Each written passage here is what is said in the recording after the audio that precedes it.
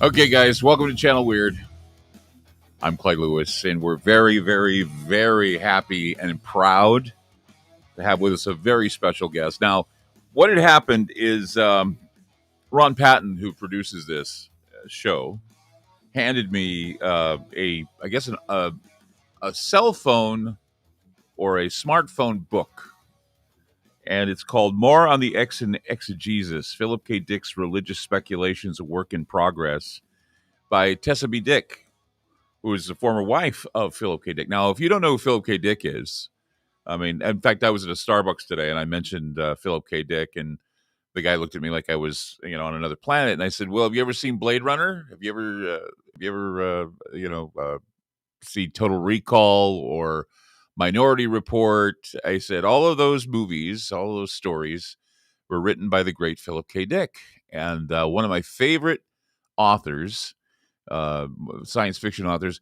more so because much of what he wrote, and now posthumously he is one of the greatest writers. Most of our science fiction that we see in movies today comes from Philip K. Dick. But Tessa B. Dick has been a great friend of the show Ground Zero, a great friend and listener of my show, and I've been very proud to be. I have contact with her every once in a great while, see how she's doing, and today on Channel Weird, we have Tessa with us, Tessa B. Dick, who is the former wife of Philip K. Dick. And so let's just get right on it. Tessa, you there? I think so. That's good. I'm glad you're there. How you doing? Have you had a great holiday? Did you do well? Oh, did all right. And actually, a couple weeks into January, my family came up here to visit because this little rural community is less freaked out about all the mask nonsense. Mm-hmm. Yeah, it's odd. I mean, as we go through our daily lives, I can't help but think. If Philip were alive today, what do you think he would think? What do you think that he would say about? Uh, I guess you could call it some of the things that are happening today that he actually wrote about a long time ago. Oh, he'd say it's happening. He was right. And you wish he had been wrong. Yeah, I would say that that's true because there are a lot of people who are futurists, or at least have an inclination of the way things are going. They've read some of the old stories. People like Orwell and Huxley, and of course, Philip could be one of those. I mean, you look at Bradbury, what he wrote, and Asimov, what they wrote. But Philip was more into, well, from what I gather, he was very Gnostic in his approach. He now, as I was reading in this work in progress, the X and Exegesis, he was an Episcopalian, but yet he was very Gnostic in his beliefs. Am I right? Well, yes, he shared a lot of their views and sometimes claimed to be a Gnostic, but in other ways he was more almost Orthodox Episcopalian, which is like Catholic light. No Pope and no Queen. Right. That's the whole thing, is that you have religion without a pope and a queen. And also too, I mean, there are so many I guess metaphors that were developed in the exegesis, especially after the encounter, I don't know what you'd call it, with Valis, which of course was according to him an intelligence that had beamed information to him, and this is where people started wondering if he was losing his mind. What were your thoughts on that? I mean, when the guy says he's getting intelligence from somewhere, whether it be extraterrestrial or what have you, I mean, I'm sure that you start thinking to yourself, this guy's lost his mind, but yet he was the most profound writers of science fiction and, of course, speculative fiction that eventually has transpired. Well, I think people were kind of hoodwinked. They began to believe that the plots he was spinning out for his novels were what really happened. And Phil, being a bit of a prankster went ahead and let them believe that. Right. He was having fun with it. And he used to question whether he was nuts. He'd question his sanity himself. But other than emotional outbursts from time to time, he was a very level-headed person. Had no use for things like Ouija boards and New Agey stuff. He wasn't into that. And yet here was this stuff happening to him, and not only in this pink beam experience, but really throughout his life from early childhood. There was a time, for example, when he got lost at a day camp, and a man took him by the hand and led him back to his group. And when little 7-year-old Phil looked up to say thank you, the man was gone. So this had been going on prior to the Vallis experience, that he'd been having paranormal experiences long before he started putting things to paper. Right. And his favorite aunt, Marion, Dorothy's sister, was a trance medium.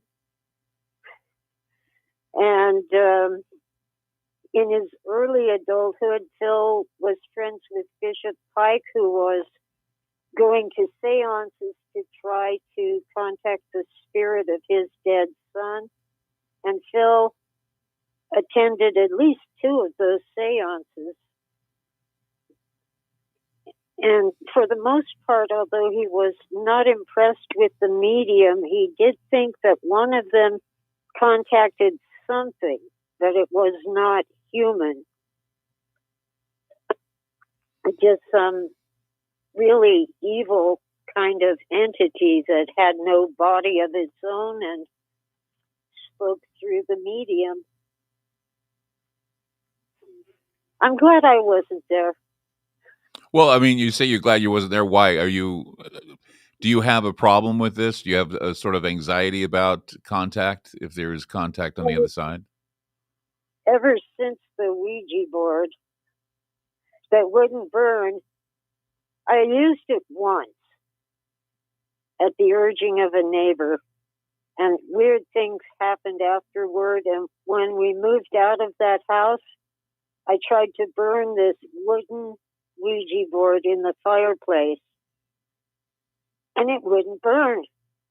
After 3 fires trying to get that thing to burn, I had it blackened and singed, but still not burned up. And it was made of wood, so what's up with that?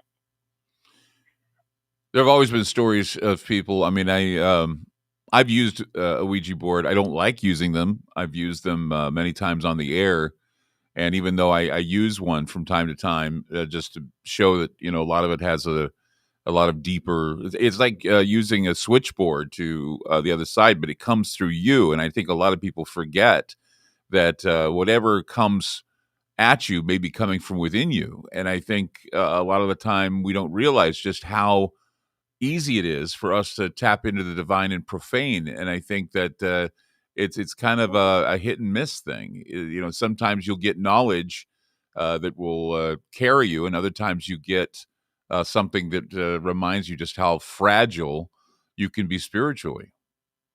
Well, as Phil used to say, yes, you can contact something, but you don't know what it is, and it might not like you. Right. Well, he didn't. Yeah, like you say, he didn't use New Age stuff for Ouija boards, but yet he was receiving messages. He was receiving something. And do you think that was because he was involved with mediums, or do you think that he was just chosen? I think it had more to do with the constant trauma he experienced ever since his house was burglarized and torn apart and vandalized. That was before I met him. And Again, I'm glad I was not there. But he was under constant stress because he never knew who did it or why. But his house was being surveilled by somebody. I mean, open surveillance. They wanted him to know. And the sheriff advised him to leave the county, not just the town. And he did. But he ended up kidnapped in Canada. And in this experience, he was retrieving memories that he had suppressed. But I don't think he ever put together all of the pieces. And I'm still putting them together myself. In this book I'm working on, it started as an attempt to explain his exegesis, but in researching it, I'm finding more and more of his history that explains why someone would think he was some kind of terrorist or drug dealer or some kind of traitor.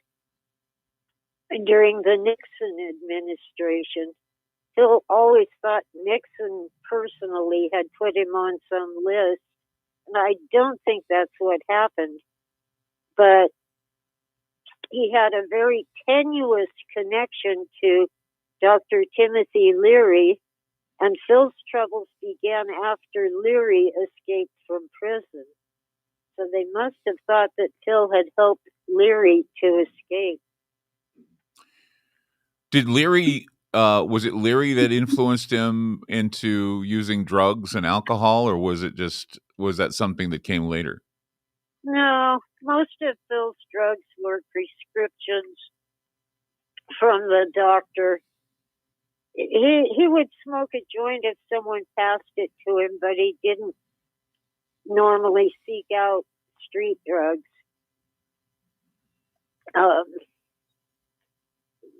He really wouldn't even take an aspirin when I first met him. He had an aversion to pills of any kind, and he never injected anything. But if someone handed him marijuana, he would smoke it.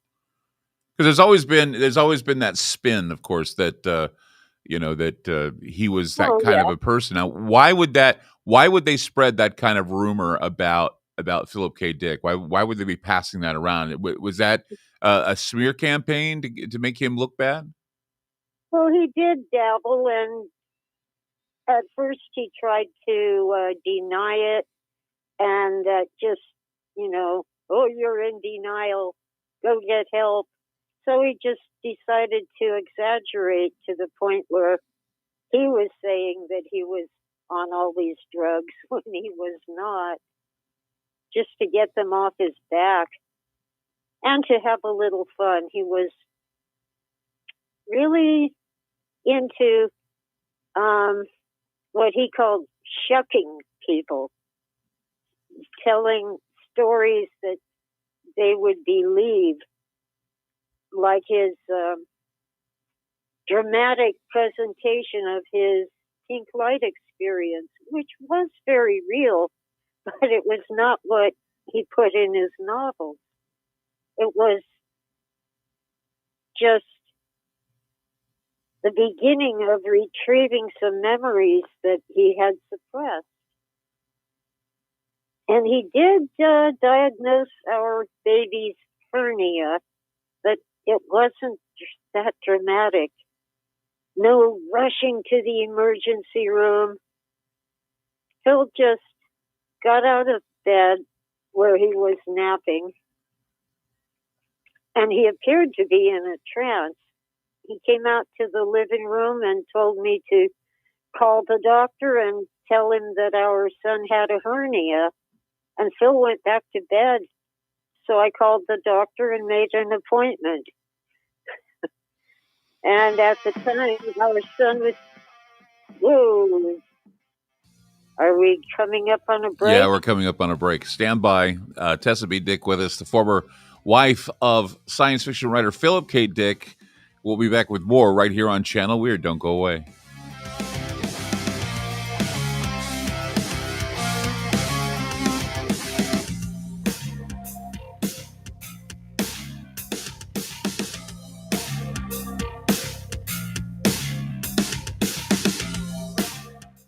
On the phone with me is Ronnie from getthetea.com. Hey, Ronnie, it is the tea that makes you go, I know this because I use it. My favorite is pomegranate. What kind of flavors are there to choose from with this wonderful tea? You can do pomegranate. You can do just the straight, which is real good.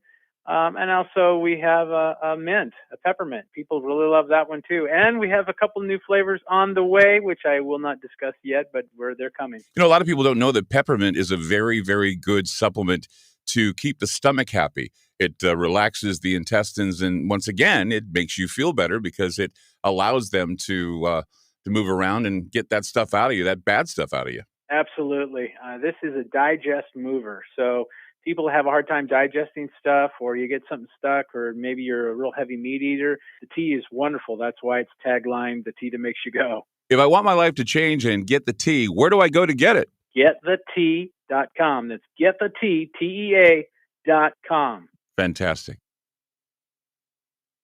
Hey guys, it's Clyde Lewis from Ground Zero. You know, with the rise of the cancel culture and an increase in social media censorship, we needed to make a big change. So we decided to create a very unique digital platform. It's called Aftermath.media. It's an exclusive online multimedia library featuring an interactive social media section with a chat room, videos, audio clips, archived Ground Zero podcasts, documents, books, and magazines.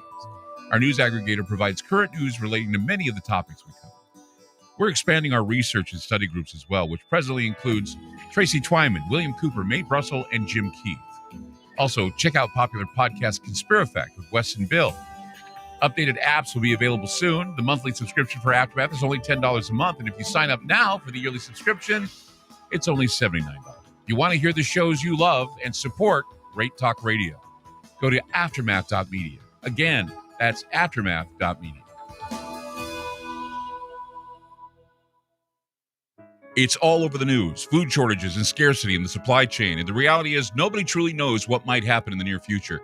Hi, I'm Clyde Lewis, and I want to let you know that it's a good idea to plan ahead so you aren't caught off guard. Nothing's more important than having enough food to eat, and we're here to help. We highly recommend My Patriot Supply, America's leading emergency preparedness company. They provide long-term emergency food that lasts up to 25 years in storage. When grocery stores run empty or disasters strike, their foods will be there when you need them most. Act now and secure at least a 4-week emergency food kit full of tasty meals that provide 2,000 calories a day. They have dozens of emergency food storage kits to choose from, along with a variety of other survival products. If the government tells you not to go out, you can have the peace of mind that comes from being prepared. After you order from My Patriot Supply, your food will arrive discreetly at your doorstep. Prepare today, because time is short. Go to preparewithgroundzero.com. That's preparewithgroundzero.com. AncientLifeOil.com. That's AncientLifeOil.com. Are you stressed? I mean, who isn't? Anxiety creeping in? No, not that. Is sleep hard to attain because your brain just won't slow down?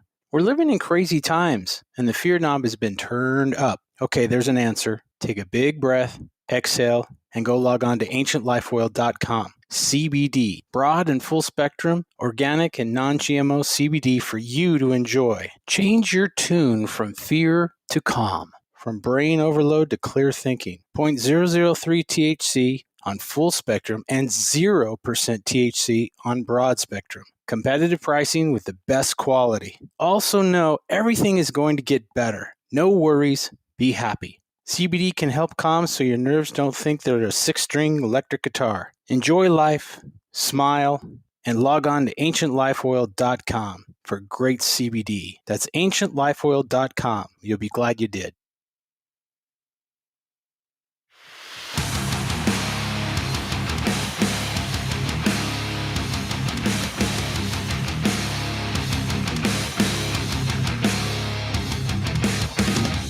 Tessa Dick today on Channel Weird. I'm Clyde Lewis, and welcome back. Having an in-depth interview with Tessa today, and talking about Phillip, and talking about some of the things that were rumored about Phillip K. Dick, and other things that trying to dispel the rumors and myths about the man. one of the greatest science fiction writers, and of course, posthumously, probably the most successful in terms of having stories and movies and TV shows made about his writings, such as Man in the High Castle, Blade Runner, Minority Report, Total Recall. All of these are fascinating stories that are short stories that have been put to books, and you can read them. They're remarkable. And we were talking earlier about some of the things that Philip is known for, and you were talking about the what was it? The diagnosing the hernia in the baby. That was one of those stories as well. And what were you were going to wrap that up before we went to break? Yeah, well, then we had a good cliffhanger. Yeah. Well, our son was too young to have the corrective surgery. So for 4 months, we could not let him cry because the specialist said that if he cried too much, the hernia could strangulate and become life-threatening. So, unlike the novels in which we rushed to the emergency room, it was a matter of no sleep for either of us for 4 months because we could not let the baby cry. I was thinking about, you were talking about the exegesis there for a while, and we were talking about what Philip K. Dick did with the exegesis is he was using religious writings and giving his own interpretation of them.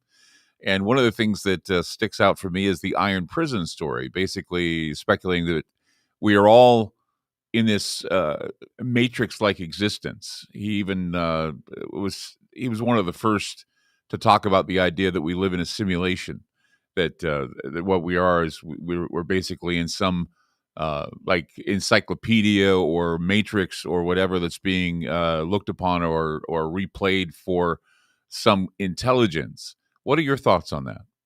Oh, yes, the computer-generated reality. That was part of his speech in Metz, France in 1977. Yes.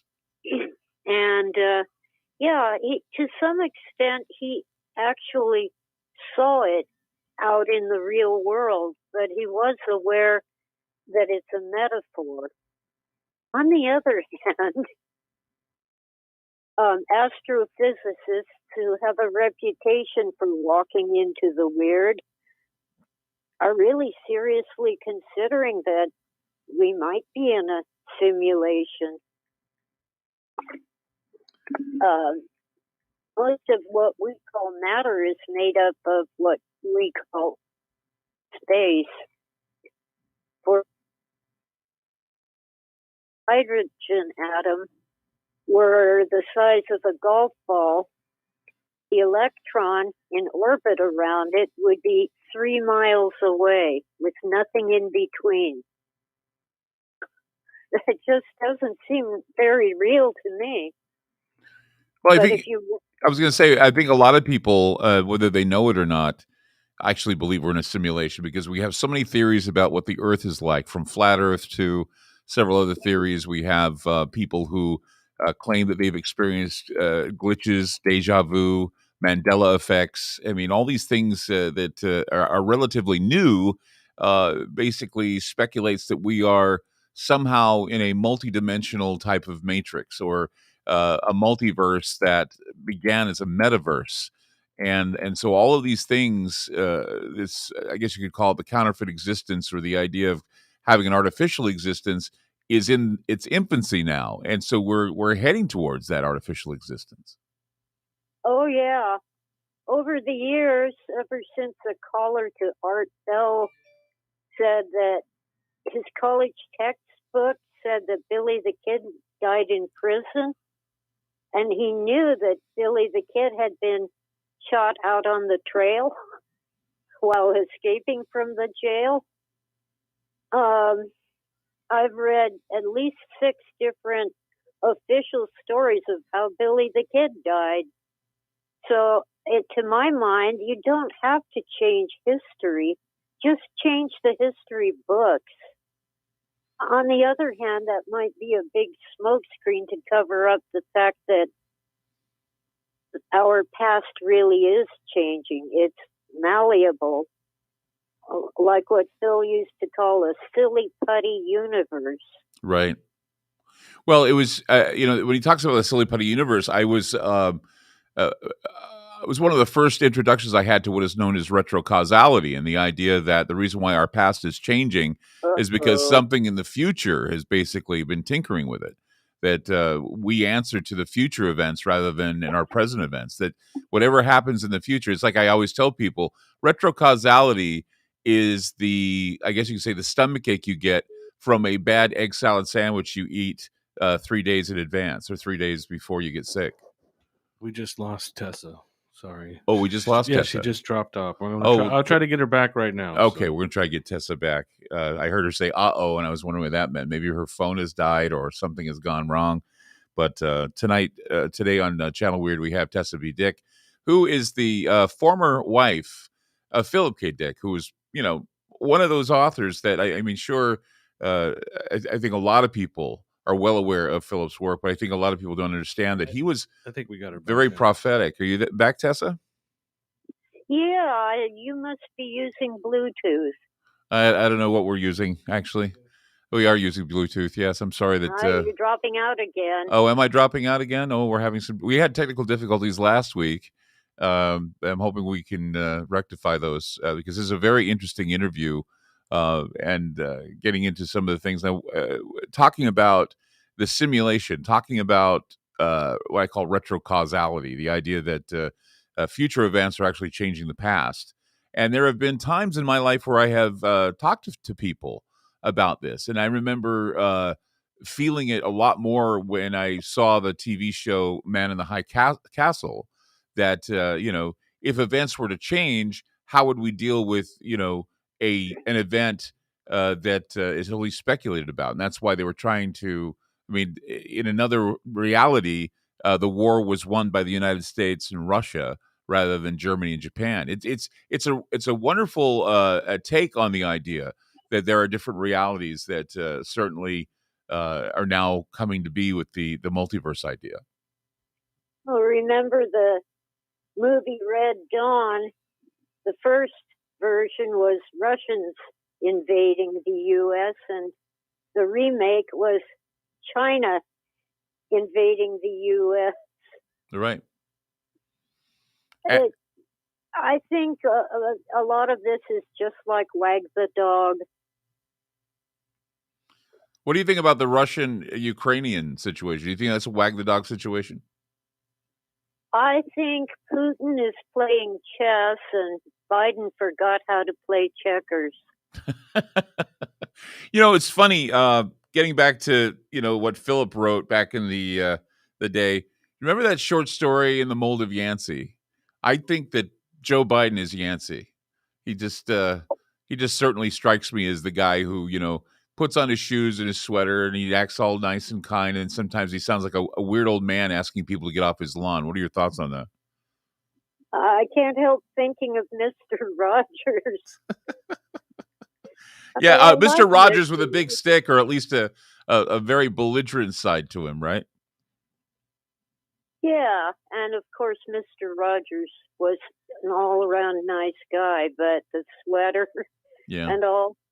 Yeah, Phil caught on fairly early that ever since they killed Kennedy, our presidents have been figureheads. Yeah.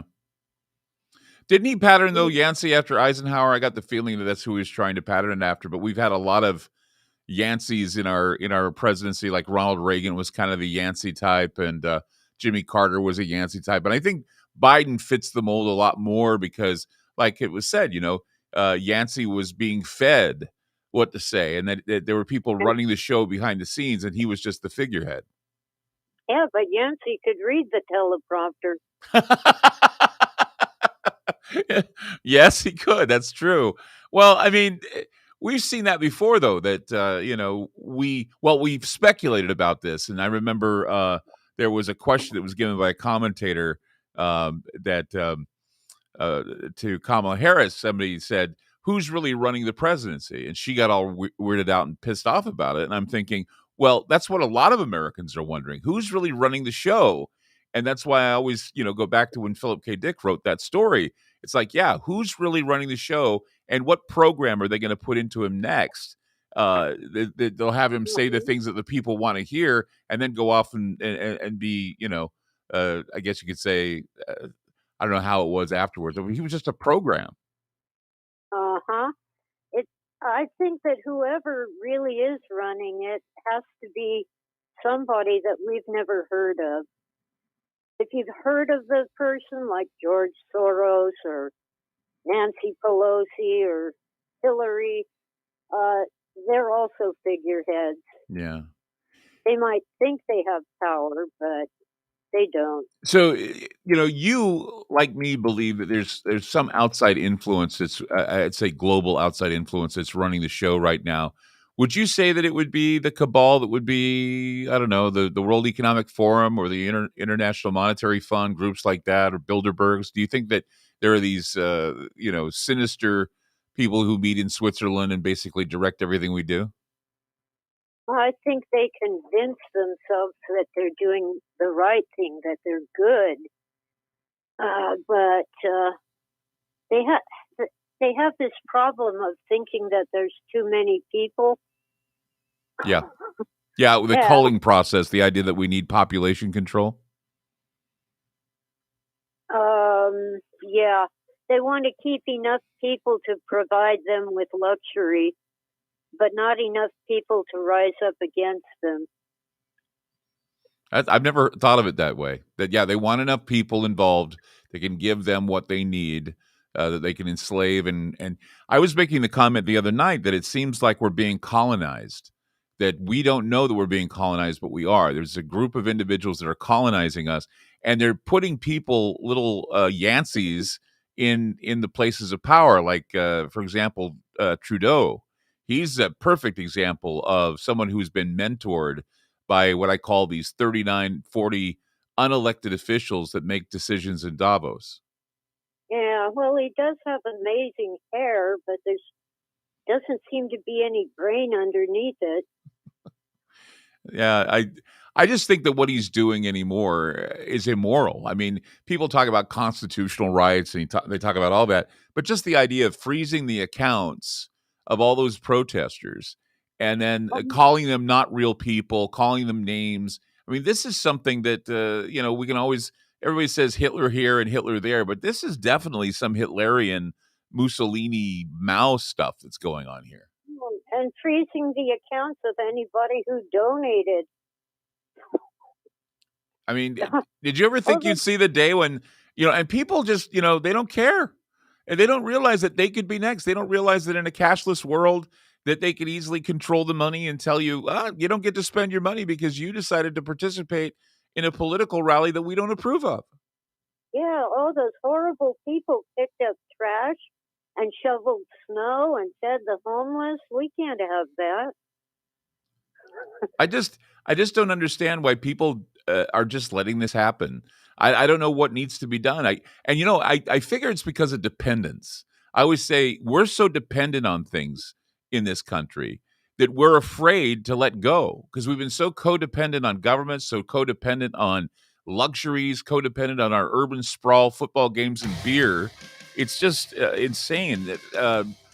Tessa Dick with us. We're going to take a break, and then I want to hear what you have to say.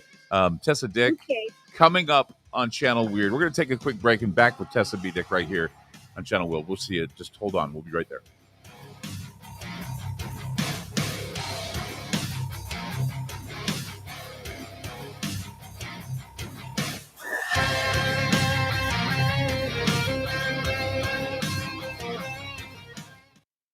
Hey guys, it's Clyde Lewis from Ground Zero. With the rise of the cancel culture and an increase in social media censorship, we needed to make a big change. So we decided to create a very unique digital platform. It's called Aftermath.media. It's an exclusive online multimedia library featuring an interactive social media section with a chat room, videos, audio clips, archived Ground Zero podcasts, documents, books, and magazines. Our news aggregator provides current news relating to many of the topics we cover. We're expanding our research and study groups as well, which presently includes Tracy Twyman, William Cooper, Mae Brussel, and Jim Keith. Also, check out popular podcast Conspirafact with Wes and Bill. Updated apps will be available soon. The monthly subscription for Aftermath is only $10 a month, and if you sign up now for the yearly subscription, it's only $79. If you want to hear the shows you love and support Great Talk Radio, go to aftermath.media. Again, that's aftermath.media. On the phone with me is Ronnie from getthetea.com. Hey, Ronnie, it is the tea that makes you go, I know this because I use it. My favorite is pomegranate. What kind of flavors are there to choose from with this wonderful tea? You can do pomegranate. You can do just the straight, which is real good. And also we have a mint, a peppermint. People really love that one too. And we have a couple new flavors on the way, which I will not discuss yet, but they're coming. You know, a lot of people don't know that peppermint is a very, very good supplement to keep the stomach happy. It relaxes the intestines, and once again, it makes you feel better because it allows them to move around and get that stuff out of you, that bad stuff out of you. Absolutely. This is a digest mover. So people have a hard time digesting stuff, or you get something stuck, or maybe you're a real heavy meat eater. The tea is wonderful. That's why it's tagline, the tea that makes you go. If I want my life to change and get the tea, where do I go to get it? Getthetea.com. That's getthetea, TEA.com. Fantastic. It's all over the news, food shortages and scarcity in the supply chain. And the reality is nobody truly knows what might happen in the near future. Hi, I'm Clyde Lewis, and I want to let you know that it's a good idea to plan ahead so you aren't caught off guard. Nothing's more important than having enough food to eat, and we're here to help. We highly recommend My Patriot Supply, America's leading emergency preparedness company. They provide long-term emergency food that lasts up to 25 years in storage. When grocery stores run empty or disasters strike, their foods will be there when you need them most. Act now and secure at least a 4-week emergency food kit full of tasty meals that provide 2,000 calories a day. They have dozens of emergency food storage kits to choose from, along with a variety of other survival products.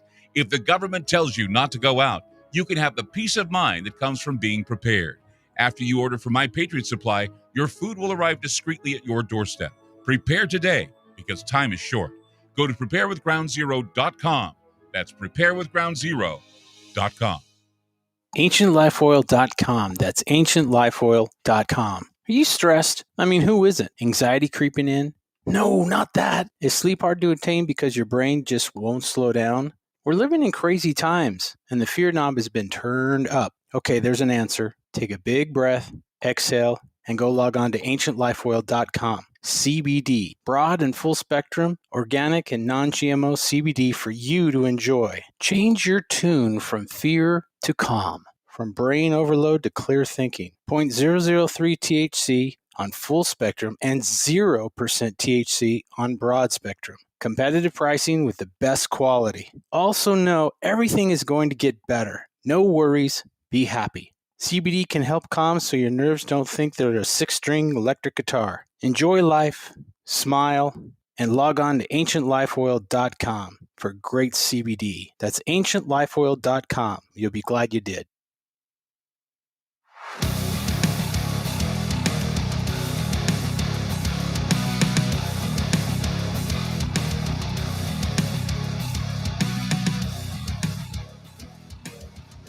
Tessa Dick today on Channel Weird, talking about everything Phillip K. Dick and beyond. We were just talking about situation with our leadership, and I kind of springboarded it from the Mold of Yancey. It was a story that one of my favorite stories was written by Phillip K. Dick that I read. I think it can be found in the Minority Report short story book, and so we were talking about the situation with the truckers.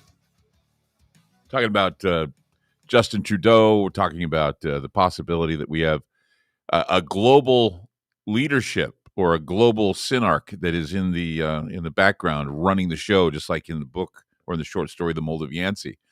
And I just, that was one of the things that for the longest time I was always told when I was a kid, that the leaders, I think it was Benjamin Disraeli that said that the leaders that you see are not the leaders that are necessarily running the show, that there are darker forces that seem to be at the controls of this planet, and that we're constantly fighting.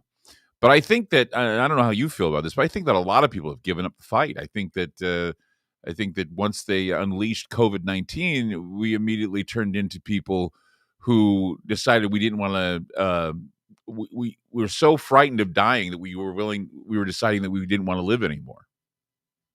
Oh, it's kind of like that movie Network. Just give us our TVs and our radial tires and leave us alone. Right.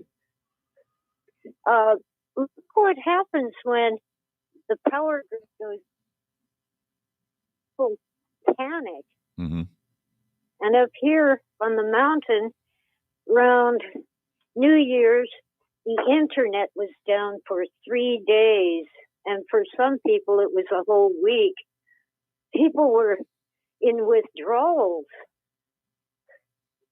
So imagine you've got a government that says you can't go in a restaurant, you can't have a job, you have to have, they've already had 2 shots. No, that's not good enough. You have to have a 3rd shot and wear a mask. Mm-hmm. A few people have simply had it, but quite a few. I think it appears to be half and half in Canada. About half the people have had it, but the other half are like, oh, well, it's for our own good. Oh, yeah. They always say that. They say it's for the greater good. You know, I was listening to the radio yesterday, and they were talking about reports in California that they've lifted mask mandates, they've lifted all the restrictions, and yet there are still people that are saying that you cannot enter their restaurant or their hair salon or whatever unless you wear a mask or you can prove that you've been vaccinated. And I say to myself, what is going on with people? If you've got the go-ahead that we got the all clear, why are people still frightened, and why do they continue to do this? Why don't they see it as, finally, we can get through this and we're fine? They still are scared. They're still afraid. Well, I'm fortunate to live in a rural mountain community where people are not quite as frightened. I think a lot of our problem comes from big cities. Remember, after the flood, the one thing that made God angry was the people sat down and built Babylon. Not only the tower, but a whole city. We weren't made to live in big cities like Los Angeles, New York, San Francisco. It's not healthy. It dulls our senses and our minds. And we get used to being herded into small spaces and told what to do. And it becomes a habit. A lot like what Phillip called the Iron Prison. I remember reading about the Iron Prison, saying that we're all stuck in this prison planet. And I know that term has been associated with people like Alex Jones and others. But the truth is that prison planet idea, that what they call the dark prison or the iron prison idea, was Phillip K. Dick's idea. That's what he was saying. He says we are all. I think what he said something to the effect that we're all superheroes that have chosen to come here. We're in this prison, and then once we die or once we find a way to become superheroes again, is when we decide that we want to leave. Wow. Yeah. Phil's work still blows my mind.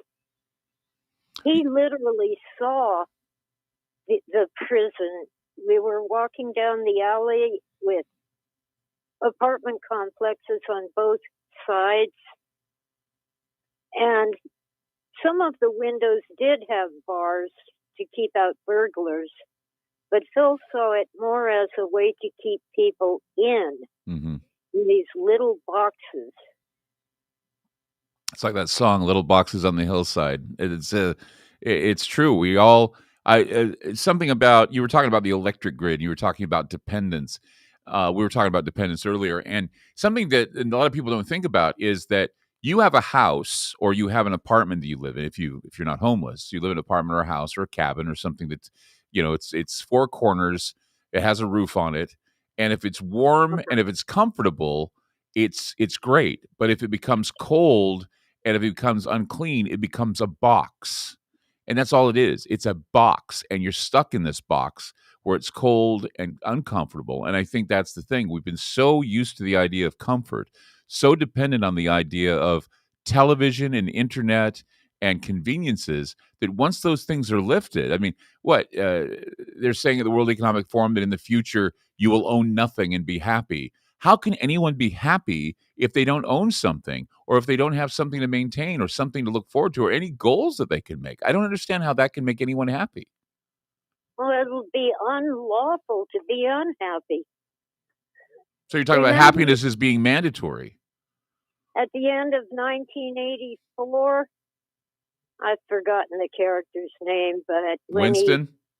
When he finally said, okay, you're holding up so many fingers. Mm-hmm. The O'Brien said to Winston, how many fingers am I holding up? Yeah. Well, O'Brien told him that isn't good enough. You have to believe it. It's so true. How many times have we been told by the media that 2 + 2 = 5? Oh, well, see, that's the right answer because you tried. The new math, right? Uh-huh. That's so, I mean, I don't know why people aren't registering this. Maybe we just didn't pay attention in high school. Maybe we didn't pay attention in history class. Or maybe they're just not teaching this type of literature that was important literature, or giving us a future. I mean, hell, Orwell was satire. A lot of what Phillip K. Dick wrote was satire in a way, right? Right. He wasn't so much trying to predict the future as to exaggerate and embellish what he saw already going on. Right. And, I remember when I was a kid, I hated getting graded on effort. How does the teacher know how hard I tried? I mean, really. Well, and now, I mean, here where I'm at, they basically said, well, you don't need reading and writing skills or mathematics skills to get out of high school because it's too competitive for those who are of color. And I'm thinking, how racist is this? What kind of racism are we allowing here? Yeah, they think because your skin is dark or you speak Spanish, you're stupid. I know, and they don't, and people don't see that. When they think, oh, they're giving those people an opportunity. Do you realize that just saying that alone, that those people are getting an opportunity makes you a racist? It's like they're just as equal as everybody else. Why the hell do you feel like that? Well, they don't. It's not. No. It's silly. Technically, I'm passing for white. Technically. My grandpa was passing, and his father couldn't pass. You identify as, white, I guess. I identify as a transgender athlete winning the Olympics. Tessa Dick with us right here on Channel Weird. We'll be back with more. Find out more about the books that she's writing right now. And right here at Channel Weird. Don't go away.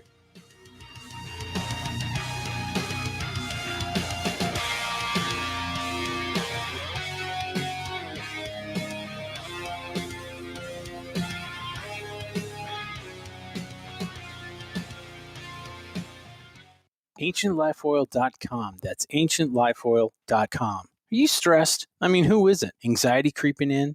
No, not that. Is sleep hard to attain because your brain just won't slow down? We're living in crazy times, and the fear knob has been turned up. Okay, there's an answer. Take a big breath, exhale, and go log on to AncientLifeOil.com. CBD, broad and full spectrum, organic and non-GMO CBD for you to enjoy. Change your tune from fear to calm, from brain overload to clear thinking. 0.003 THC on full spectrum and 0% THC on broad spectrum. Competitive pricing with the best quality. Also know everything is going to get better. No worries, be happy. CBD can help calm so your nerves don't think they're a 6-string electric guitar. Enjoy life, smile, and log on to AncientLifeOil.com for great CBD. That's AncientLifeOil.com. You'll be glad you did. It's all over the news, food shortages and scarcity in the supply chain. And the reality is nobody truly knows what might happen in the near future. Hi, I'm Clyde Lewis, and I want to let you know that it's a good idea to plan ahead so you aren't caught off guard. Nothing's more important than having enough food to eat. and we're here to help. We highly recommend My Patriot Supply, America's leading emergency preparedness company. They provide long-term emergency food that lasts up to 25 years in storage. When grocery stores run empty or disasters strike, their foods will be there when you need them most. Act now and secure at least a 4-week emergency food kit full of tasty meals that provide 2,000 calories a day. They have dozens of emergency food storage kits to choose from, along with a variety of other survival products. If the government tells you not to go out, you can have the peace of mind that comes from being prepared. After you order from My Patriot Supply, your food will arrive discreetly at your doorstep. Prepare today, because time is short. Go to preparewithgroundzero.com. That's preparewithgroundzero.com. Hey guys, it's Clyde Lewis from Ground Zero. You know, with the rise of the cancel culture and an increase in social media censorship, we need to make a big change. So we decided to create a very unique digital platform. It's called Aftermath.media. It's an exclusive online multimedia library featuring an interactive social media section with a chat room, videos, audio clips, archived Ground Zero podcasts, documents, books, and magazines. Our news aggregator provides current news relating to many of the topics we cover. We're expanding our research and study groups as well, which presently includes Tracy Twyman, William Cooper, Mae Brussel, and Jim Keith. Also, check out popular podcast Conspirafact with Wes and Bill. Updated apps will be available soon. The monthly subscription for Aftermath is only $10 a month, and if you sign up now for the yearly subscription, it's only $79. You want to hear the shows you love and support Great Talk Radio. Go to Aftermath.media. Again, that's Aftermath.media. On the phone with me is Ronnie from GetTheTea.com. Hey, Ronnie, it is the tea that makes you go, I know this because I use it. My favorite is pomegranate. What kind of flavors are there to choose from with this wonderful tea? You can do pomegranate. You can do just the straight, which is real good. And also we have a mint, a peppermint. People really love that one too. And we have a couple new flavors on the way, which I will not discuss yet, but they're coming. You know, a lot of people don't know that peppermint is a very, very good supplement to keep the stomach happy. It relaxes the intestines, and once again, it makes you feel better because it allows them to move around and get that stuff out of you, that bad stuff out of you. Absolutely. This is a digest mover. So people have a hard time digesting stuff, or you get something stuck, or maybe you're a real heavy meat eater. The tea is wonderful. That's why it's tagline, the tea that makes you go. If I want my life to change and get the tea, where do I go to get it? GetTheTea.com. That's GetTheTea, TEA.com. Fantastic.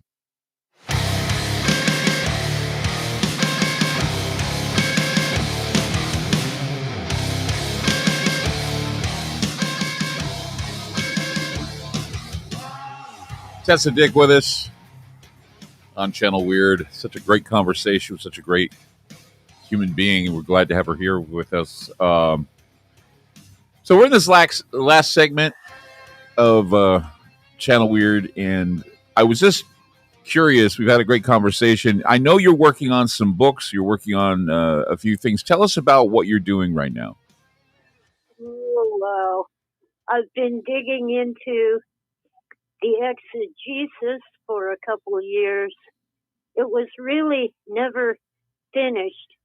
Phil was taking notes and doing research to the extent that he could, trying to understand his experience of 1974 with some kind of visions. And he did delve into Gnosticism, but more particularly dualism, the idea of two gods, a good God and an evil God battling it out. And we are both the battleground and the prize. But there's more to it than that. He came to understand that he had been targeted not so much by, maybe right-wing extremists or even anti-communists like the McCarthy era, but more an organized government agency. And my best guess is that it was the Drug Enforcement Administration that President Nixon set up to fight the war on drugs, which we've lost over and over, but we keep on going into battle. Do you think maybe, again, let's go back to Timothy Leary. He was also apparently, he was friends with John Lennon, wasn't he? Oh, yeah. Well, that's how Phil ended up with just a very tenuous connection. Phil's friend, the journalist Paul Williams, attended that bed-in Canada. Mm-hmm. I keep forgetting whether it's Toronto or Ontario. It didn't mean much to me at the time, but John and Yoko were singing Give Peace a Chance, and they had many guests in their hotel room singing along with them. And Paul Williams already knew Phil, so he got on the phone and called Phil so Dr. Leary could tell Phil that he was a fan of his science fiction. That's really all there was to it. But when Leary was sent to prison on drug charges and then escaped, I'm sure that our government had at least the phone records from John Lennon's hotel room, if not actual wiretapping of the calls. And they saw this phone number and found out it was Phil's and went after him because President Nixon had called Timothy Leary the most dangerous man in the nation. Yeah, I just find that the circle is so amazing. I know you, which is the closest I can get to, knowing Philip. And I actually had a meeting with Timothy Leary back when I was a journalist. We were waiting in line to speak with him after he did some of his lectures. They were kind of like telelectures with TV and computers and everything. It was when everything was in its infancy. And he called on me to come meet with him in the back room. And so I had a one-on-one interview with Timothy Leary, and it was interesting. It was probably about a year or two before he passed away. I was able to talk with him and meet him face to face. It was an amazing experience. Wow. Well, most human beings have an innate need to alter their minds, whether it's drugs or alcohol or meditation, religion, or even political affiliation. We need to see things in a different light. Mm-hmm. And I don't see anything wrong with trying a drug like LSD. I ate blue mushrooms once. Mm-hmm. I didn't know they were illegal, and the statute of limitation has passed, but it was an amazing experience. Just don't ever look in the mirror when you've eaten psilocybin mushrooms. You'll be sorry. Well, it's interesting you should talk about people want to alter their minds through religion or drugs or something. It's called ascendancy, and the idea that you want to ascend to a different realm, and you do that. It's whatever gets you high, whether it be exercise or something. And I think the technocracy wants to eliminate that. I think that they just want to eliminate whatever it means to be human. They want to turn us into platforms that can be played with. What do you think? I think it smacks of freedom, and that's what they hate the most. Or liberty. Maybe liberty's a better word. I mean, God gave us freedom. It's ours, can't be taken away, but our liberty can be restricted. Yeah. I always said the greatest evil is take away liberty, where they tell you have a choice, and it's really not a good choice no matter what choice you make. And I think that's the epitome of evil, the idea that you're fooling people, coercing people into doing things. And that's why one of the biggest evils of all is anyone telling you have to take a vaccine or you're not going to get a job, or you have to be injected. It's the equivalent of saying you got to have sex with me or you're not going to get a job. It's just an ugly time we live in. Tessa, thank you so much for taking the time to be with us today on Channel Weird. It was great talking to you again. Oh, it was wonderful talking with you. And you take care of yourself. We'll be looking forward to your new books and your new writings about the exegesis. I'm fascinated with it. I'd like to see more. Thank you again. That's Channel Weird. we'll do this again, I think, in 2 weeks. So join us in 2 weeks. We'll see you soon.